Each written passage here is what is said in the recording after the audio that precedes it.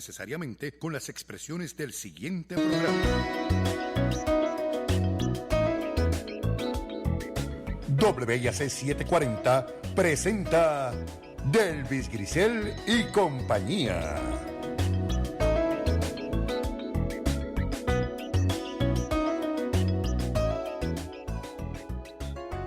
Muy buenos días, soy Delvis Grisel Ortiz. Les doy la bienvenida a esta edición de Delvis Grisel y compañía. Está con nosotros hoy haciendo ahí un trabajo titánico nuestra directora técnica Lou Rodríguez. Así que Lou, muchísimas gracias muchas gracias Lou, que casi nunca te doy las gracias en público. Muchas gracias por todo lo que haces, que en ciertas ocasiones es bastante fuerte. Se necesita, a veces me parece, Lou, que eres como una especie de pulpo. Es lo que creo. Tienes dos manos, pero parece que tienes más. Bueno, Robert Venator está en la línea telefónica, me dijiste, Lou. Robert está en la línea telefónica. Ok, hola Robert, ¿cómo estás? Muy bien. Muy bien. Gracias por tenerme. Ok, pues estaba verificando eso. Voy otra vez. Voy a empezar de nuevo. Bueno, buenos días. Yo soy Delvis Grisel Ortiz. Les doy la bienvenida a esta edición de Delvis Grisel y compañía. Me proponía hoy hablar sobre temas de política de Estados Unidos, pero decidí cambiar el rumbo y conversar sobre el escritor Salman Rushdie, agredido en Nueva York la semana pasada. Rushdie va sobreviviendo ese ataque brutal que puede dejarlo sin un ojo, que ha destruido prácticamente su hígado y que ha hecho daños graves en uno de sus brazos, por decir algunas cosas de las que atraviesa. Rushdie, famoso por su novela Los versos satánicos, lleva 33 años sentenciado a muerte en Irán. El Ayatollah Khomeini puso sobre su cabeza una fetua, que es un pronunciamiento legal en el Islam emitido por un especialista en ley religiosa sobre una cuestión específica, para que tengan una idea. Rushdie vivió encerrado y protegido durante los primeros 10 años que sucedieron a la imposición de la fetua sobre su cabeza, pero luego optó por salir a la luz y continuar su vida, cosa que ha hecho con éxito desde entonces. Su valentía le ha permitido ser libre y además luchar por todos los escritores perseguidos, que son muchos. La intolerancia realmente domina el mundo. Él ha sobrevivido hasta ahora, pero en esos 33 años, muchos que se relacionaron con las publicaciones de su libro o sus traducciones murieron a causa de ello, fueron asesinados. Sí, quiero citar a Sergio del Molino en una columna publicada en el diario español El País para servir la mesa de esta conversación. Cito a Sergio del Molino. Como casi todos los seres humanos, un escritor es algo muy frágil. Incluso los que parecen poderosos, los que se adornan con premios Nobel y honores de prohombre, viven expuestos a cualquier inclemencia, son terriblemente vulnerables a los ataques de los poderosos y están indefensos ante quienes responden con violencia a sus palabras. Cierro la cita de Molino. Los escritores son tan vitales como vulnerables. Su palabra escrita, su forma de ver la realidad o la fantasía han atravesado la milenaria vida humana en el planeta.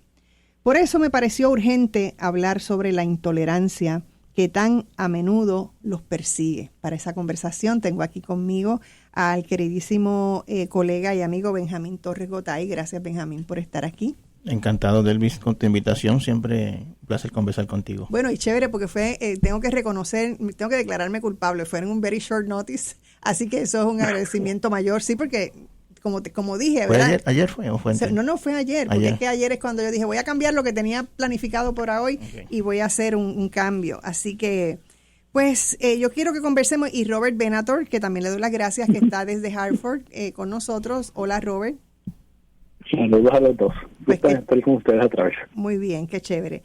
Bueno, voy a servir algunas cosas en la mesa de las que quiero que hablemos, como qué es un escritor, qué importancia tienen en la sociedad, qué aportan, por qué necesitamos la palabra escrita, por qué somos cada vez más intolerantes, qué hay con el fundamentalismo religioso que muchas veces se quiere llevar por el medio precisamente la palabra escrita cuando no están de acuerdo. Y qué ejemplo y legado deja Rushdie con su no me dejo. Y claro, el no me dejo es un lema que es muy boricua, pero que nos ayuda a explicar este caso en particular. Así que, bueno, esto es lo que tengo yo que decir sobre el asunto y vamos a empezar esta conversación de inmediato. Benjamín, ¿qué te ha parecido a ti todo esto? Y tú eres escritor y tú también sufres mucho en el Twitter y en todas las redes sociales. A veces leo ataques que a veces son realmente viscerales. Menos mal que nadie ha pedido algo por tu cabeza. Que sepamos. Que sepamos. No, lo digo un poco en broma y un poco en serio.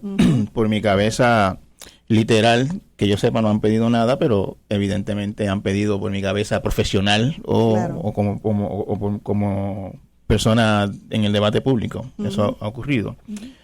Yo, en este caso, con lo que sucedió con Salman Rushdie, la imagen que yo no puedo quitarme de la cabeza y de la memoria es ese momento en que él está en un podio hablando, difundiendo ideas, que es lo que él ha hecho toda su vida, y se le acerca este hombre de 24 años con un puñal para acabar con la vida de un hombre que solo tiene para defenderse sus ideas, su pensamiento.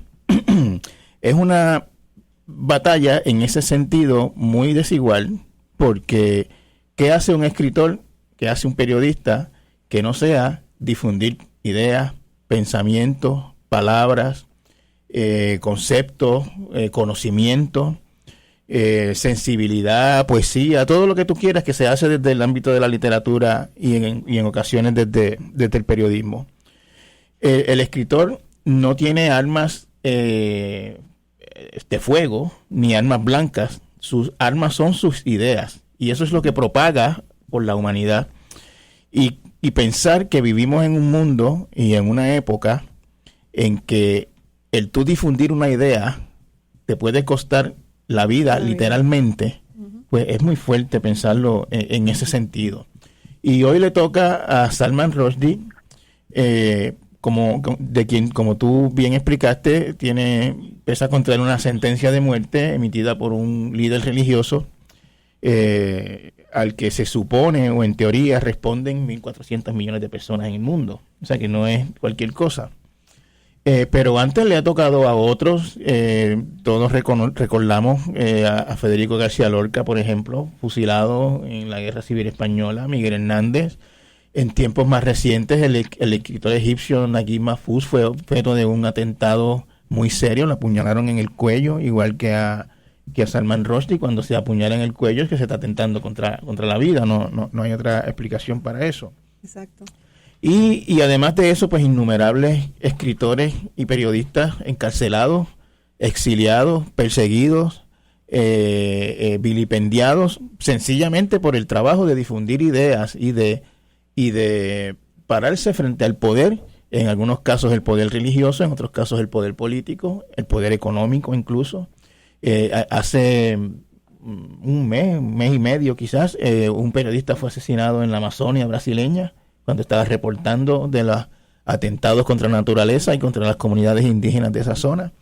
O sea que este es un fenómeno peligroso, inquietante, escalofriante, que es bastante más común de lo que a veces pensamos.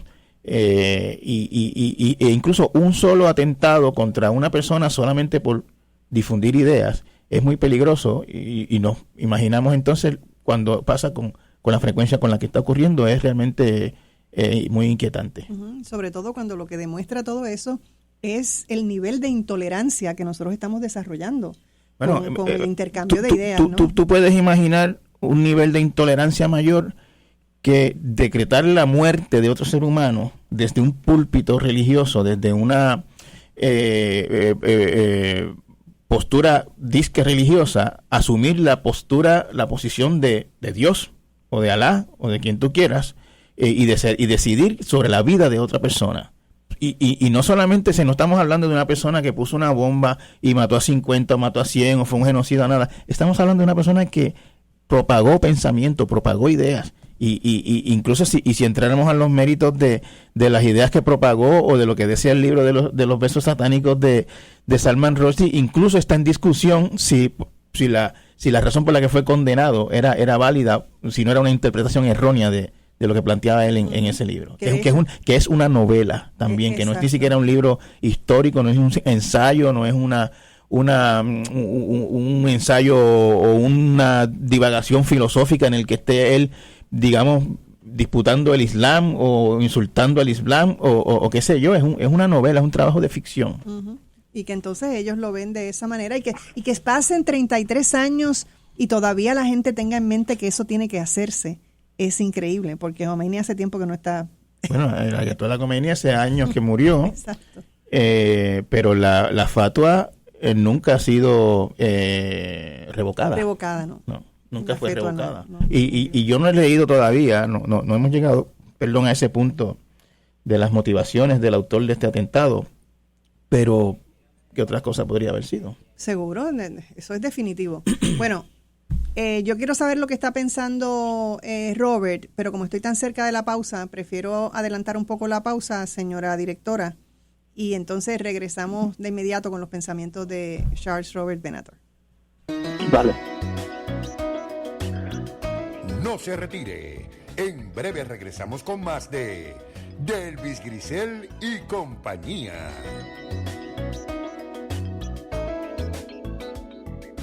A los 16 morí en un accidente de auto. A los 54 me convertí en abuelo. A los 31 fundé mi propio negocio. A los 43 le di la vuelta al mundo. A los 29 fui padre por primera vez. Cuando donas tus órganos, vives más allá de tu vida. Lifelink de Puerto Rico. Regístrate como donante en donavidapuertorico.org. Tu tiempo es valioso y yo no te hago perder el tiempo en la mañana. Aquí en Sin Tapujos Repensando a Puerto Rico te damos las entrevistas, la información que necesitas saber para comenzar tu mañana bien informado. Todos los días de 6 a 9 de la mañana por WIAC 740. Sin tapujos, con la mejor manera de llevar la noticia. Por esta tu emisora, WIAC 740.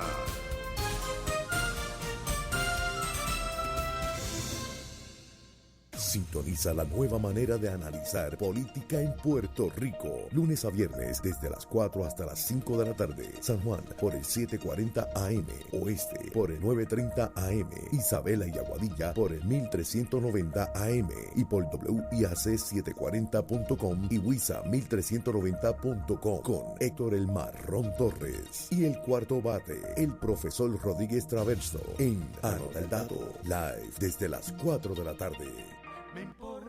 A 100 años de Silvia y Bobby, un espectáculo teatral para celebrar la vida de dos de los más importantes compositores, Silvia Resach y Bobby Capó. Sus mejores y más conocidas canciones en las voces de Aidita Encarnación, Luis Obed y Alejandro I, y acompañados por el maestro José Negroni. Sé parte de este histórico evento. 2, 3 y 4 de septiembre en el Centro de Bellas Artes de Santurce. Boletos en Ticket Center y en la boletería del teatro. Te invita WIAC 740M.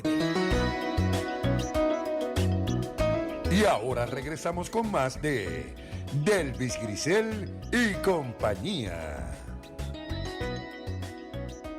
Exacto. Para quien hay una orden de matar. Exactamente. Bueno, estamos de regreso en Delvis Grisel y compañía. Robert, tus pensamientos. Mira, para mí es complejo abordar este tema, por tres razoncitas que me gustaría compartir. Una, yo he vivido esas persecuciones de muchos ángulos. Nunca, o no me acuerdo ninguna vez que mi vida hubiera estado amenazada físicamente. Una excepción, un estudiante que no le gustó una nota una vez y no le gustaban mis clases, que amenazó con poner una bomba debajo de mi carro, pero nunca así algo serio. Wow, pero qué más serio que eso. Una bomba debajo de tu carro. Era un veterano que tenía unos problemas emocionales y no le gustó una clase, la clase mía. Y yo le dije, mira, pero vete a otra clase, tú sabes, si no te gusta mi clase. Pero yo llevo años enseñando este tema en una clase de ideas e ideologías, empezando con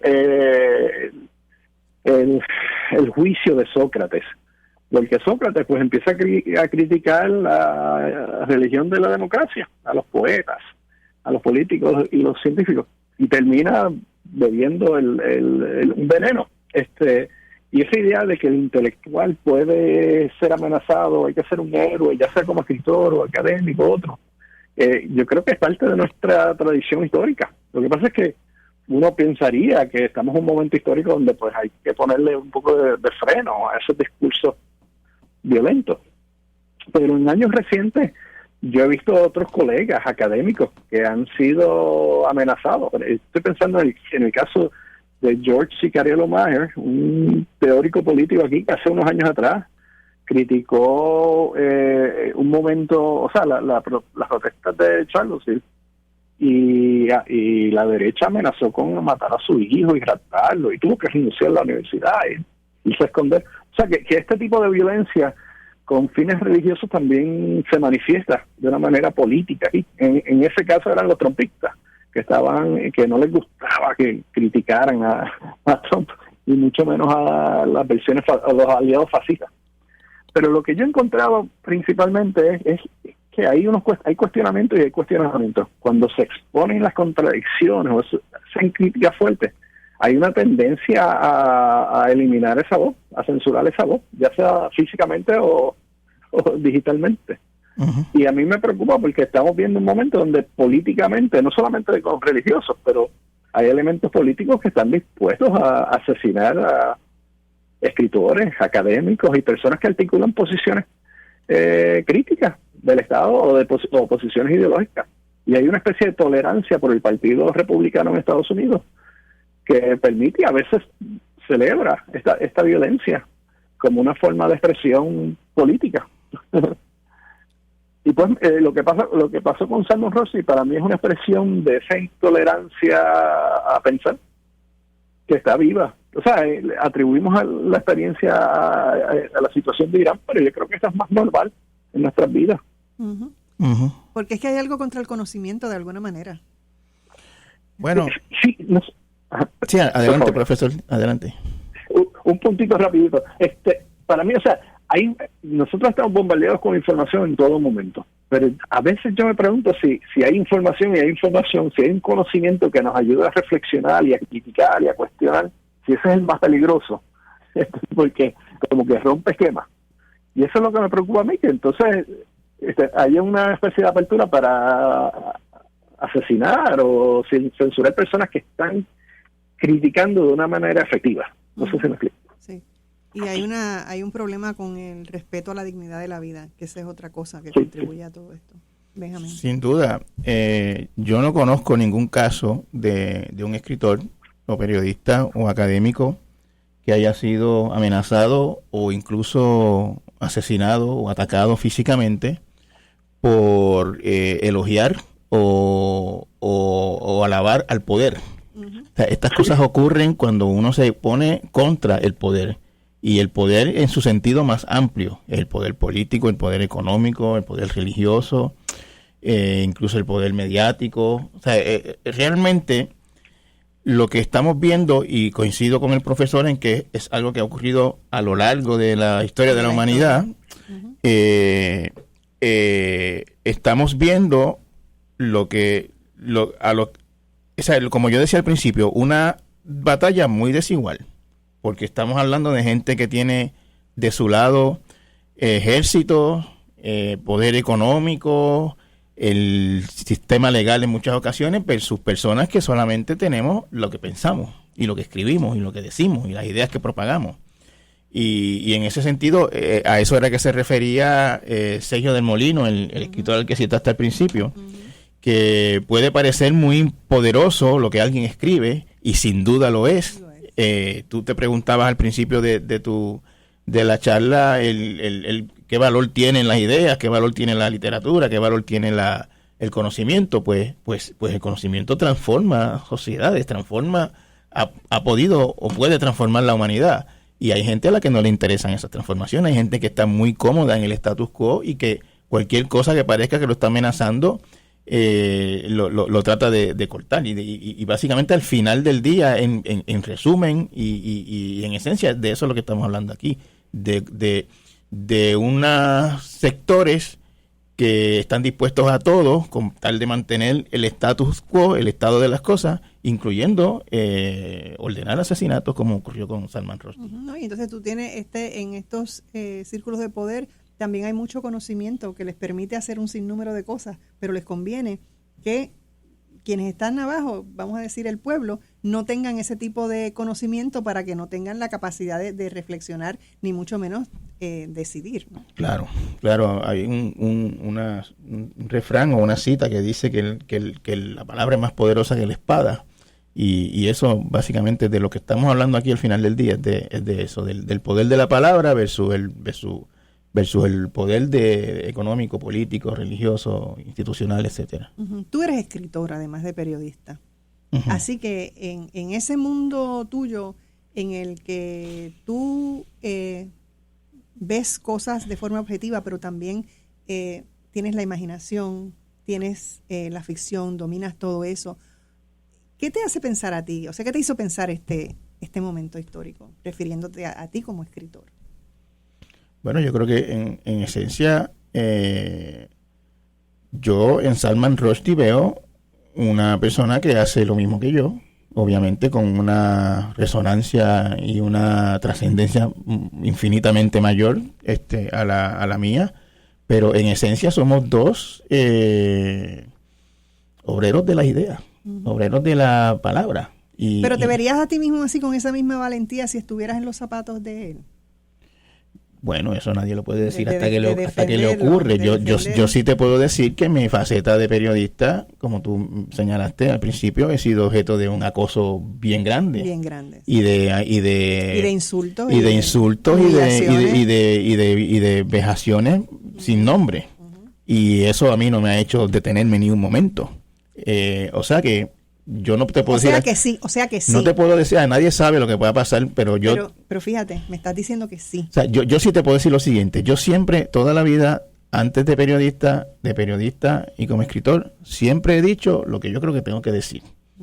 Independientemente de los problemas que me cause. Si un día digo algo que alguien le pone un precio a mi cabeza, pues si me refiero a mi experiencia pasada, pues te voy a decir que no me va a detener, que no me detendría. Seguro, y es que un poco, me imagino que eso también está en la naturaleza del escritor, porque es que bueno, pues esa es tu palabra, eso es lo que tú tienes que decir, eso es lo que es. Bueno, entonces te identificas con él en el sentido de que bueno, todo está en niveles, tú no estás en el nivel que de lo que él ha tenido que soportar, pero si tienes un nivel en el que te puedes identificar con él. Bueno, me identifico con cualquiera. Como es el caso de Salman Rushdie ahora, y como fue el caso que te mencionaba de Naguib Mahfouz, que fue un atentado por parte de un extremista religioso también en el Cairo, donde él residía. Me identifico con cualquiera que sea objeto de amenazas, atentados, persecución, censura por sus ideas, por hablar, por decir, por pensar. Básicamente al final del día es eso, por pensar. Y por supuesto, pues en respuesta a tu pregunta inicial, pues Ernesto Sábato decía que uno escribe cuando no lo resiste más, cuando no aguanta más el no escribir. Y por lo tanto, pues yo tendería a pensar que voy a seguir escribiendo porque es algo que sencillamente no puedo evitar. El águila no puede dejar de volar o qué sé yo. O sea, y si yo soy escritor, pues siempre voy a querer escribir. Exactamente. Quiero citar ahora a la escritora Yoconda Belli, que también escribió una columna en El País y dice: mi primer pensamiento al saber que lo habían apuñalado no fue semejante al de muchos otros amigos que condenaron la elección de Salman de no tener escolta, porque si hubiera estado protegido no hubiera pasado, sino que pensé, por el contrario, que en su valor para vivir la vida plenamente.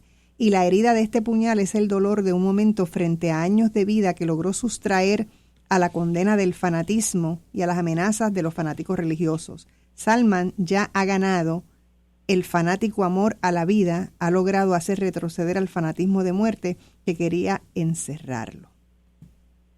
prudente y silenciosamente igual a sí mismo. Pase lo que pase, ha ganado. Así que esas son las palabras de Yoconda Belli. Otra vez estoy cerca de la pausa. Me voy a la pausa, Low, para venir con los pensamientos de Robert Venator. Regresamos en breve.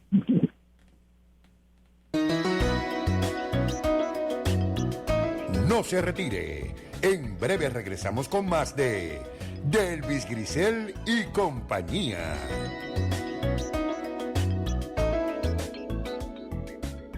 Llegó tu momento de lograr tu carrera universitaria con los que saben. Descubre tu potencial en Nuke University y matricúlate. Puedes estudiar en uno de los programas en enfermería acreditados por ASEN y técnico de farmacia que tanto necesitamos en Puerto Rico. Hay 6 recintos alrededor de la isla y ahora cuentan con la nueva escuela de psicología. Es tu momento. Clases comienzan en agosto. Llama al 787-589-8227 o consulta nuke.edu y en nuestras redes sociales bajo Nuke University.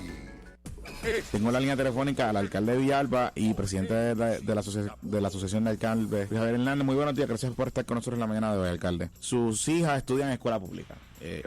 Y lo conoce de cerca. Vivo todos los días esta situación. El tema. Entonces, pero me surge la preocupación porque de que les transfieran o les pasen algunas responsabilidades para preparar las escuelas en sus municipios y pues a veces pasan cositas, pero no pasa mucho. Y siempre es el tema recurrente de que a las escuelas le falta pintura, le falta recortarle el patio, le faltan ciertas cosas para recibir a los estudiantes adecuadamente. Es el tema de nunca acabar, Jonathan, pero mi planteamiento en esta ocasión va más allá, Sura y Áreas Verdes. O sea, estamos viviendo un momento triste. Todos los años, llevo 10 años como alcalde y siempre es el cuento de nunca acabar. En muchas ocasiones, los municipios hemos tenido que poner nuestras brigadas para limpiar los patios, poner nuestras brigadas para pintar, darle materiales a los directores y a los maestros, porque el departamento indicaba que no tenían recursos. Pero ya esa no puede ser la excusa. O sea, después del huracán María, con el impacto del huracán María y los terremotos y la pandemia, el Departamento de Educación para la infraestructura de las escuelas ha recibido más de $6,000 millones. $6,000 millones. Entonces, ya lo que está ocurriendo y lo que estamos presenciando, se lo planteaba el secretario ayer en una reunión con la matriz, es el colapso de un sistema centralizado que ya está obsoleto. El Departamento de Educación tiene que moverse de cara al futuro a lo que están haciendo en los Estados Unidos. Sin tapujos, de lunes a viernes de 6 a 9 de la mañana por WIAC 740.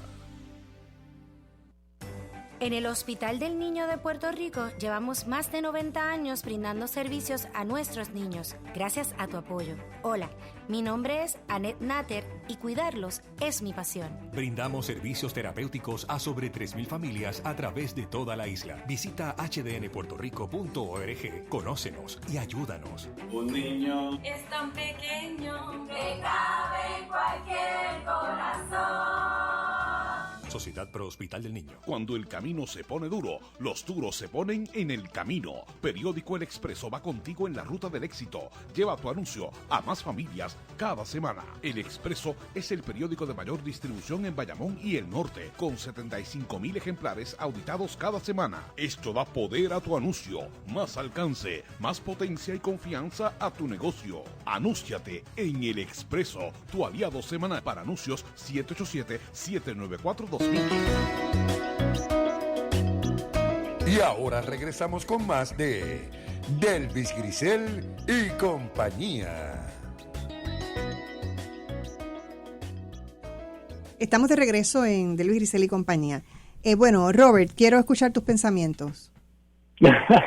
Mira, a mí me interesó mucho esa discusión de Yoconda Belli sobre su amigo Salman Rushdie. En un momento dado donde ella le preguntó, bueno, ya estás aquí sin o sea, vas a estar sin guardaespaldas.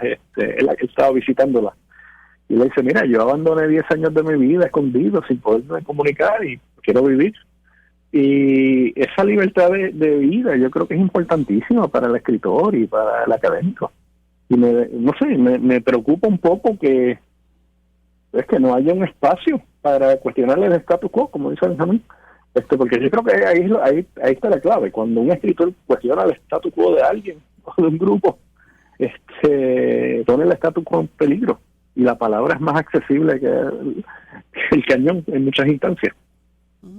Bueno, y ahora mismo el libro ha roto récord de ventas en Amazon. Los versos satánicos, sí. Era natural, era de esperarse, como me imagino que ocurrió también cuando se emitió la sentencia.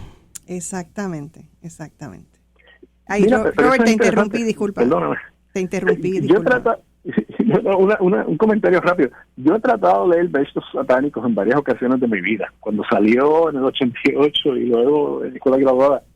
Y pues para mí era demasiado creativo. Era un realismo mágico ahí que yo no entendía y me aburría. O sea, que no es un libro necesariamente accesible al público, pero cuestiona suficientemente a un status quo, a unas élites en Irán, o religión, no solamente en Irán, yo creo en todo el mundo. Cuestiona unas interpretaciones a tal nivel de que representa una amenaza para un grupo pequeño de élites religiosas en este caso. Benjamín. No, conversaba contigo fuera del aire del atentado contra la staff de la revista Charlie Hebdo en París por unas caricaturas que fueron consideradas insultantes por extremistas islámicos y recordarás que hubo un atentado muy fuerte en el que asesinaron a varias personas en una revista sencillamente por haber publicado unas caricaturas. Unas caricaturas que no le... Tú que has trabajado en periódicos, Delvis, en medios de comunicación, tú sabes que puede no haber una persona menos peligrosa en el mundo que un caricaturista, que un ilustrador de periódicos. O sea, no hay nadie más inofensivo en la historia de la humanidad que un caricaturista de periódico. Igual cuando en el caso de Salman Rushdie y los besos satánicos, entre otros, fue asesinado el traductor de su libro al japonés. También hemos conocido traductores y sabemos que son personas absolutamente inofensivas. O sea que aquí, aparte de lo que es la intolerancia, de la violencia sádica, hay también un aspecto de abuso, un aspecto de fuerza desproporcional. Como yo te decía al principio, en el caso de Salman Rushdie, un hombre de 24 años con un puñal versus uno de 75 con ideas, que las ideas las puede estar diciendo y no tiene un impacto físico sobre nadie, y el otro con un puñal. No sé si me explico bien o si se entiende bien la imagen. Claro. Es absolutamente escalofriante realmente la situación. Sí, no, estamos viviendo un tiempo, si nosotros miramos un poco a Estados Unidos y vemos cómo una persona como Donald Trump es capaz de lo que es capaz con las palabras que dice, y que haya una cantidad de gente tan extraordinaria que creen todas las falsedades que dice, que son obvias, que son evidentes. Incluso es increíble. No son evidentes para la gente educada. Exacto. Acuérdate una de las citas más famosas de Donald Trump, que fue "I love the poorly educated". Imagínate.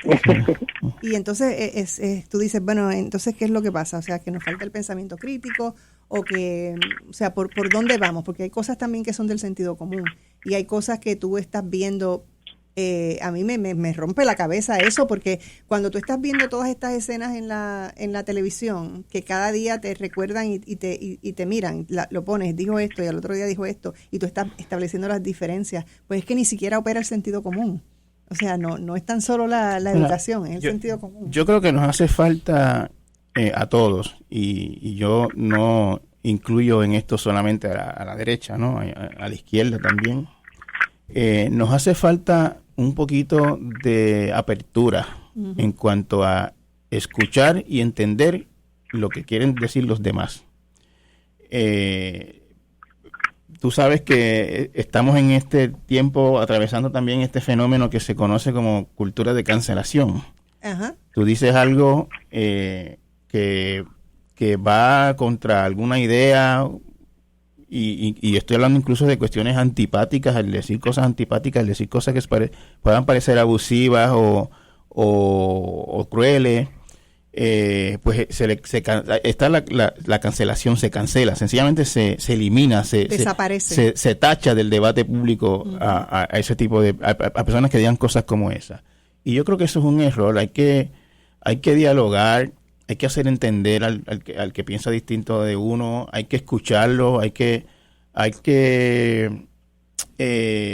reflexionar y por qué piensas así.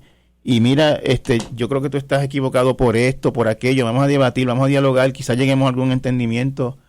Pero para eso hay que tener apertura, lo que tú acabas de decir. Claro, si no hay apertura, no hay diálogo. Lo que ocurre en una situación como la de Salman Rushdie es el extremo de la cultura de cancelación, porque se trata no de cancelar su discurso, sino de cancelar hasta su vida. Uh-huh. Pero en esencia, parten todo de lo mismo, una falta de valorización de opiniones e ideas distintas a las de uno. Y el andar por la vida creyéndose que uno tiene toda la razón en todo, uh-huh, y que cualquiera que no piense como uno no vale, no importa, no cuenta. Sí, y es interesante cómo no nos damos cuenta de que al hacer eso entramos en una pobreza enorme, no nos enriquecemos. Por supuesto. Porque en la medida que tú aceptas escuchar a la otra persona y tomas en consideración, porque no quiere decir que tú vas a estar de acuerdo, tú no tienes que estar de acuerdo en todo con nadie, pero hay una gran diferencia en que tú escuches a esa persona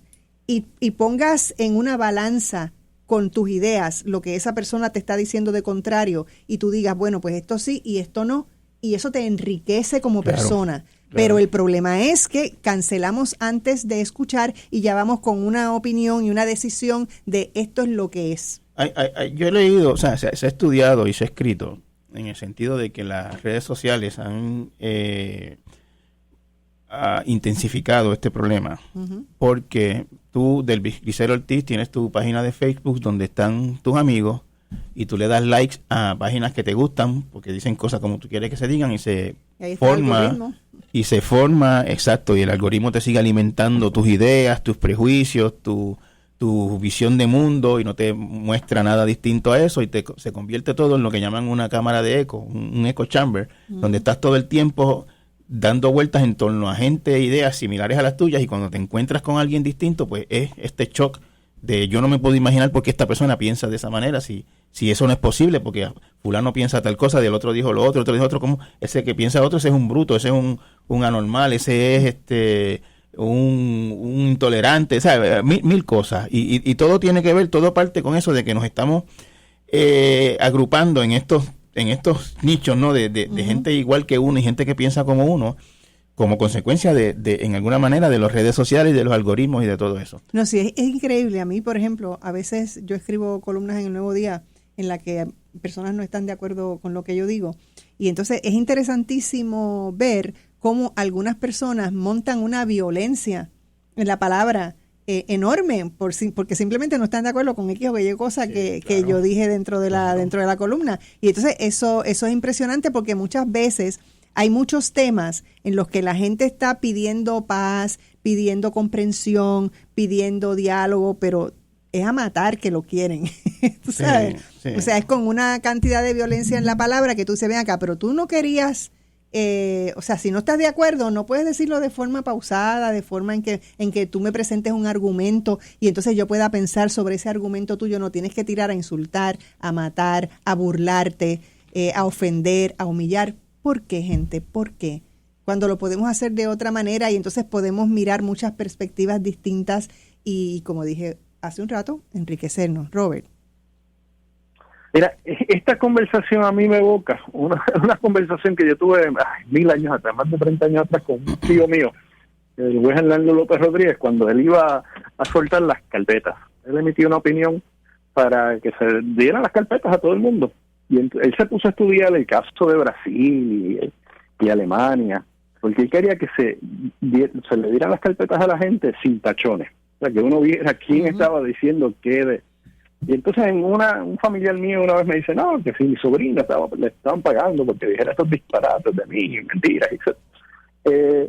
Pero me acuerdo de la conversación con él porque había una resistencia del Estado violenta casi, porque él quería soltar las carpetas sin tachones para que la gente viera toda la violencia que se estaba cometiendo hacia una clase política, hacia políticos y gente en la sociedad que ni siquiera estaban envueltos políticamente. Incluso eso y a mí lo que siempre me ha interesado es cómo hay individuos que se nutren de esa violencia del Estado, pero también que operan casi individualmente buscando, no sé, algún tipo de membresía, de pertenencia. Y no sabemos qué pasó en el caso de Rushdie, pero sabemos Rushdie, si este asesino era un agente del Estado iraní o estaba buscando recompensa, o era una persona que ideológicamente pues quería un espacio. Y estamos viendo mucho de eso ahora mismo, que hay muchos individuos que están cometiendo masacres, buscando una especie de reconocimiento, de membresía ideológica. Y me preocupa tanto porque el Estado quiere censurar mucho, pero también porque hay individuos que están dispuestos a censurar ideas, a matar gente, por buscar algún tipo de reconocimiento o una membresía ideológica, en una religión o algún grupo. Porque en todo esto y en todas esas acciones, increíblemente, se ha perdido el respeto a la vida. Porque si el respeto a la vida imperara, pues la cosa sería de otra manera. Hace falta respeto a la vida y hace falta respeto a la diversidad también y a la gente que piensa distinto. Yo te decía ahorita cuando estábamos en la pausa que había estado conversando con la amiga Madeline Ramírez cuando venía de camino y hablábamos sobre viajes y sobre la diferencia en paisajes. Y entonces quería comparar esa diferencia en paisajes que uno aprecia cuando viaja y dice, qué distinto es esto a lo mío. Y cuando uno no lo conoce, uno tiende a rechazar eso, como que eso no tiene el valor porque no es el paisaje que tú tienes. Y entonces eso es parte del problema. Nosotros vivimos en un mundo que se globalizó de pronto. Y entonces tú no tienes la experiencia tuya propia en ese sitio, en la civilización, como haber ido a la China o haber ido a India y estar allí con esa gente y saber cómo viven, cómo piensan, cómo les pasa, qué cosas les ocurren. Tú no tienes esa información, pero entonces en las redes sociales, en los medios de comunicación, en todo lo que está globalizado, pues tú lo ves y no lo aceptas. Y entonces, sobre todo, la cosa del fundamentalismo religioso es una cosa bien severa en este tiempo. Bien severa. Estamos viendo cosas alrededor del mundo que son que tú dices, pero ¿qué es esto? La edad de piedra. O sea, ¿qué es lo que está pasando aquí? Pero no, tienes un pensamiento. Aguántamelo ahí un momentito porque tengo que pausar. Regresamos en breve. No se vaya nadie. No te iba a decir que el fundamentalismo religioso aquí en Puerto Rico, en mi caso...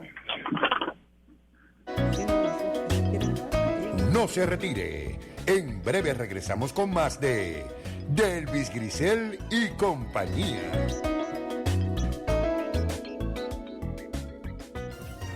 Tu tiempo es valioso y yo no te hago perder el tiempo en la mañana. Aquí en Sin Tapujos Repensando a Puerto Rico te damos las entrevistas, la información que necesitas saber para comenzar tu mañana bien informado. Todos los días de 6 a 9 de la mañana por WIAC 740. Sin tapujos, con la mejor manera de llevar la noticia. Por esta tu emisora, WIAC 740.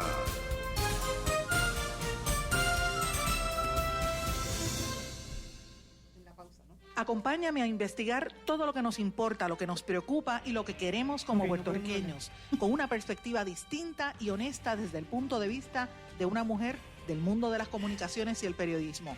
Si quieres enterarte primero, sintoniza de lunes a viernes a la 1 de la tarde en Blanco y Negro con Sandra. Te espero. En Blanco y Negro Increíble. con Sandra Rodríguez Coto. Waves Ahead presentan Presencia con Orgullo, un programa con un enfoque LGBT. Noticias e información variada te esperan todos los martes de 5 a 6 de la tarde por esta tu estación WIAC 740 AM. Búscanos en las redes sociales como Waves Ahead. Recuerda, Presencia con Orgullo todos los martes de 5 a 6 de la tarde por aquí, por WIAC 740 AM. Fui a ver con mi esposo la película de Tengo la línea telefónica al alcalde de Villalba y presidente de la Asociación de Alcaldes, Javier Hernández. Muy buenos días, gracias por estar con nosotros en la mañana de hoy, alcalde. Sus hijas estudian en escuela pública y lo conoce de cerca. Vivo todos los días esta situación. El tema. Entonces, pero me surge la preocupación porque de que les transfieran o les pasen algunas responsabilidades para preparar las escuelas en sus municipios, y pues a veces pasan cositas, pero no pasa mucho. Y siempre es el tema recurrente de que a las escuelas le falta pintura, le falta recortarle el patio, le faltan ciertas cosas para recibir a los estudiantes adecuadamente. Es el tema de nunca acabar, Jonathan, pero mi planteamiento en esta ocasión va más allá de Sura y Arias B. O sea, estamos viviendo un momento triste. Todos los años, llevo 10 años como alcalde, y siempre es el cuento de nunca acabar. En muchas ocasiones, los municipios hemos tenido que poner nuestras brigadas para limpiar los patios, poner nuestras brigadas para pintar, darle materiales a los directores y a los maestros, porque el departamento indicaba que no tenían recursos, pero ya esa no puede ser la excusa. O sea, después del huracán María, con el impacto del huracán María y los terremotos y la pandemia, el Departamento de Educación para la infraestructura de las escuelas ha recibido más de $6,000 millones. $6,000 millones. Entonces, ya lo que está ocurriendo y lo que estamos presenciando, que lo planteaba el secretario ayer en una reunión con la matriz, es el colapso de un sistema centralizado que ya está obsoleto. El Departamento de Educación tiene que moverse de cara al futuro a lo que están haciendo en los Estados Unidos. Sin tapujos, de lunes a viernes de 6 a 9 de la mañana por WIAC 740. Sintoniza todos los martes y jueves a las 6 de la tarde El Bombazo de la Tarde, con la participación de Cheo Vidal Torres, Ana Mari Santiago y Natasha Ortiz. El Bombazo de la Tarde es la mejor terapia para tus tardes, con análisis, comedia, farándula y mucha chispa. Sintoniza todos los martes y jueves desde las 6 de la tarde por WIAC 740 AM.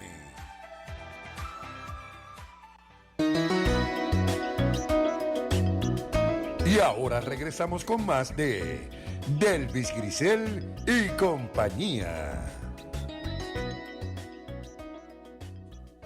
Estamos de regreso en Delvis Grisel y compañía. Oye, se nos ha ido la hora. ¿Tú puedes creer que estamos ahí en el último segmento?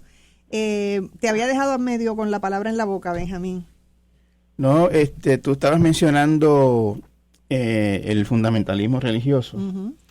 Y en Puerto Rico, pues, tenemos un sector fundamentalista fuerte, organizado, influyente en la legislatura, que de alguna manera ha logrado arrastrar al resto del Estado detrás de ellos. Uh-huh. Por eso es que estaban en este proyecto de limitación del aborto, que después que bajo la determinación de Roe versus Wade, pues se convirtió en un proyecto moderado, y como te has fijado, lo han dejado por ahí como sin prestarle mucha más atención.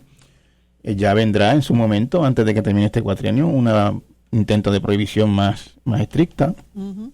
Y ese sector cancela, persigue y acosa a quien le hace frente. Uh-huh. Y no es mi asunto preferido hablar de mi propia experiencia en estos casos, pero básicamente es un poco lo que yo he atravesado. Es importante que compartas tu experiencia. Claro, pues nada, eso, boicots, cartas, comentarios ofensivos por redes, por mensaje directo, por Messenger, por muchas vías. O sea, ha habido una campaña, diría yo, algún esfuerzo concertado para tratar de ya se puede, perdón, sí, okay, ha habido un esfuerzo concertado para tratar de censurarme, básicamente. Esa es la palabra que yo podría usar. Sí. Por eso dije que tú tienes tu parte de Salman Rushdie, tu trabajo. Bueno, nadie ha amenazado mi vida, pero sí mi trabajo. Bueno, pero te hacen el trabajo incómodo, claro. ¿No? O sea, sí hay una experiencia, como te dije ahorita, es que son niveles, ¿no? Claro.